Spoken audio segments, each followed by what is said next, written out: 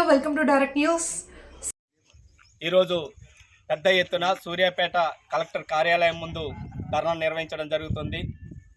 Welfare బోర్డులో అధిక నిధులున్న కార్మికుల సంక్షేమం కొరకు ఖర్చు చేయటంలో రాష్ట్ర ప్రభుత్వం విఫలమవుతోంది. వేల కోట్లున్న దరఖాస్తు చేసుకున్నటువంటి పెళ్లిళ్ళకో లేకపోతే కాన్పులకో మరణించినటువంటి ఆ కుటుంబం దరఖాస్తు చేసుకుంటే ఏండ్లకు తరబడి కార్యాలయాల చుట్టూ తిరగాల్సినటువంటి దౌర్భాగ్య స్థితి ఈరోజు సూర్యాపేటలో ఉంది.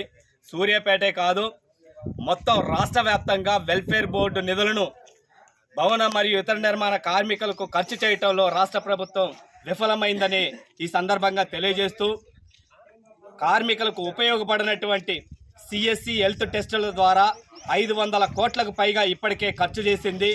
ఏ ఒక్క కార్మికుడికి హెల్త్ టెస్ట్ నిర్వహిస్తే 3,256 రూపాయలు ఖర్చు అవుతుంది.